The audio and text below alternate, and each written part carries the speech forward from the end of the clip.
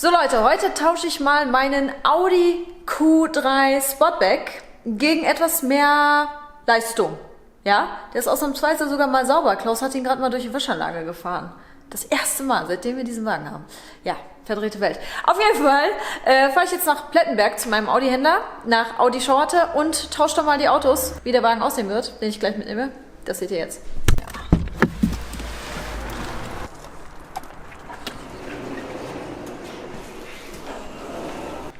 Gucken mal, was wir ihn jetzt erwischen. Ich dachte, ich erwische dich beim Pornos gucken oder so.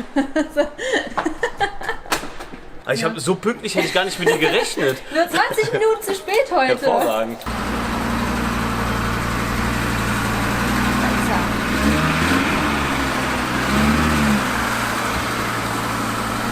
Ja, jetzt tauschen wir einmal Q3 Genau. Sportback mit 230 PS gegen RS Q3 Sportback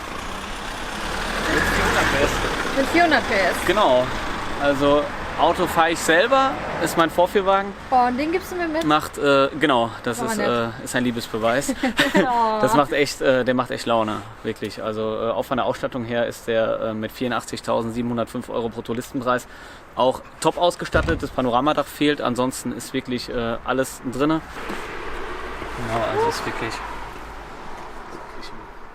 ein echt schickes Auto. Meine Sachen lasse ich drin, ne? Also Kuli. Ja, den Kuli glaube ich dir nicht. Keine Hervorragend. Sorge. Na, ist ein H&R-Kuli. Genau, Sportabgasanlage hat der auch. Was ist das denn für eine Farbe?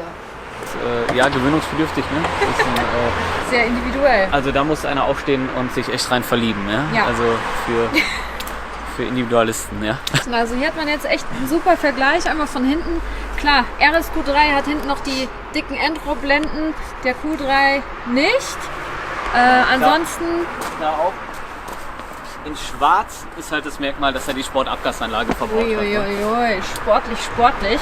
Dann gehen wir auch nochmal nach vorn.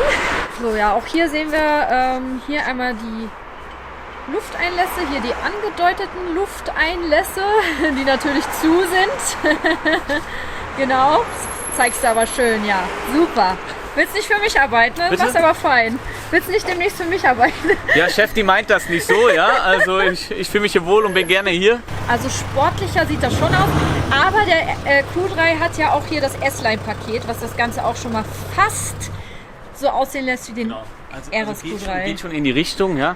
Und mir gefällt der Schwarz-Weiß-Kontrast auch wirklich extrem gut. Auch jetzt mit den schwarzen Felgen drauf, die er im Sommer auch hat, nur eine 21 Zoll Serie. Also es ist schon wirklich ein geiles Auto. Bitte sehr. Gut behandeln, ja. Also Mach ich freue mich, wenn ich morgen wieder. Immer doch. Schönen Feierabend. Perfekt, mach's gut, ciao. Wie, Super. du hast schon Feierabend? Ne, ich nicht, aber er. Also, ja gut, dann Perfekt. nehme ich den mal mit und bring Ja, den viel morgen Spaß. wieder. So machen wir das. Klasse. Dankeschön. Perfekt. Tschö. Ciao. Ja dann, mal gucken, was der so kann.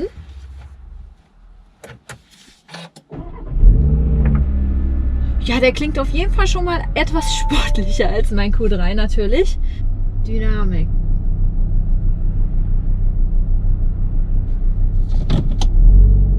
Ui, ui, ui, ui, ui.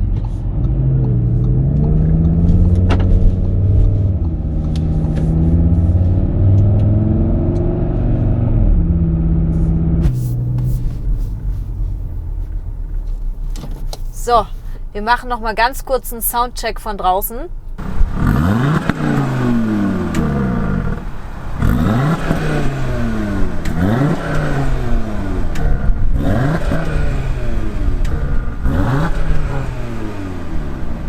Ja gut, Standgas hin oder her, aber wie klingt der denn auch im Vorbeifahren? Das interessiert mich immer so, wenn ich in so einem Auto sitze.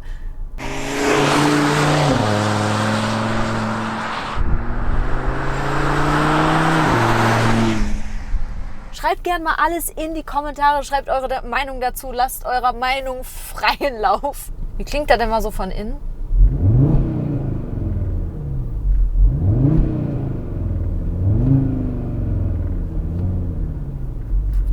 Ist okay, ist okay.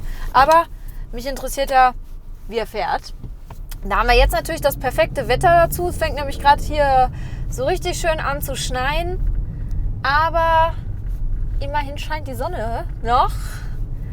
Dann fahren wir mal hier durchs schöne, bergige Sauerland und testen mal, was der RS-Q3 so zu bieten hat. Jetzt kann ich auch endlich mal RS-Q3 sagen. Ich sage nämlich zu meinem Q3 immer aus Versehen RS-Q3. Ja, beim Q3 mit seinen 230 PS, so wie ich ihn habe, muss ich ja leider gestehen,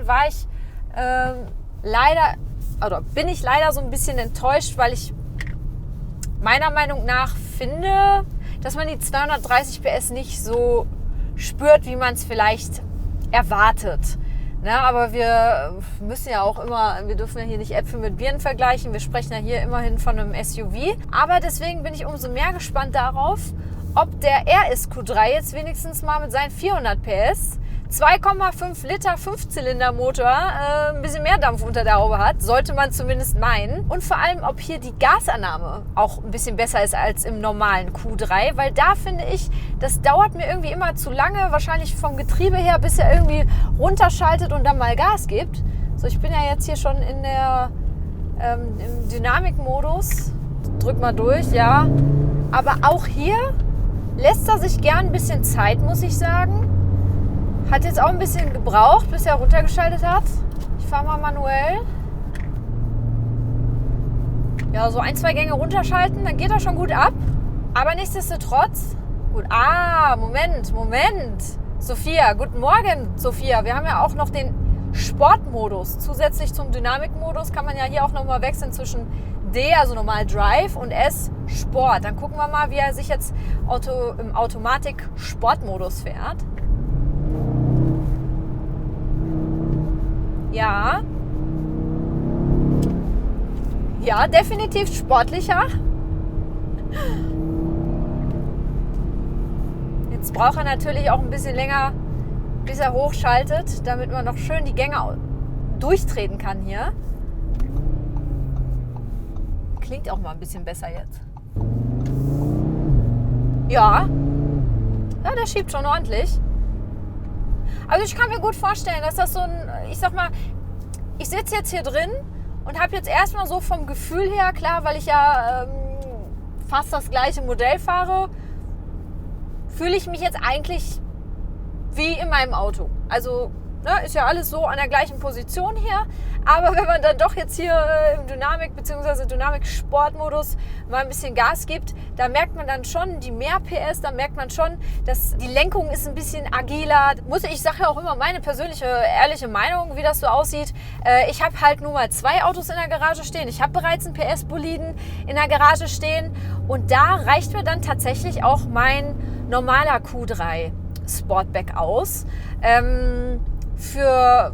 Wenn das jetzt so der Erstwagen ist, dann würde ich dann doch eher zum RS Q3 tendieren. Das sind beide gute Autos, man kann sie beide eigentlich für alles nutzen. Ich war mit meinem Q3 Sportback ja jetzt auch noch bei Schnee in den Bergen, habe da mal so ein Drifttraining mitgemacht. Das war jetzt nicht das beste Auto zum Driften, aber wir haben festgestellt, es fährt super sicher.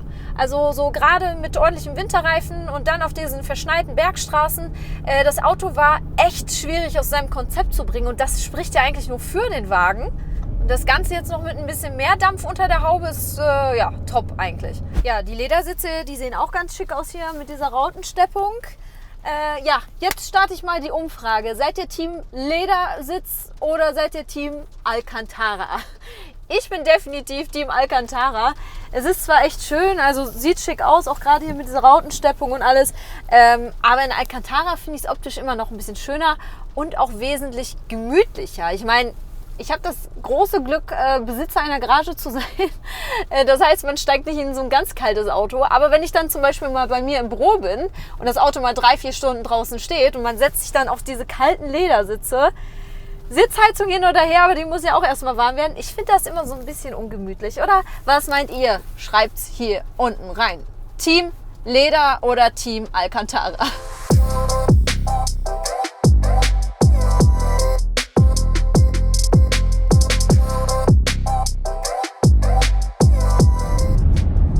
Und da sind wir auch schon wieder hier im wunderschönen Plettenberg. Hole ich nämlich meinen Q3 Sportback wieder ab. So, da sind wir wieder bei Audi Schauerte. Wie sieht es eigentlich preislich bei dem RS Q3 aus? Grundpreis, ich sage immer Märchenpreis, der fängt an bei knapp 66.000 Euro. Aber gut ausgestattet kann man mal eben schnell auch nochmal 20.000 Euro drauflegen. Also der hier, so wie der da ausgestattet ist, kostet neu Bruttolistenpreis so um die 85.000. Ja, 85.000 Euro. Aber dafür eine Menge Spaß. Und gut sieht er auch noch aus. Das kommt noch dazu. Jetzt geben wir aber wieder ab. Ach, guck mal. Hier, erstmal. Bitteschön, den gibt's zurück. Ja, danke. Guck mal, so ein Service, ne? Zurück. Schau mal, deinen zurück. Danke. Leute, wisst ihr was? Fun Fact.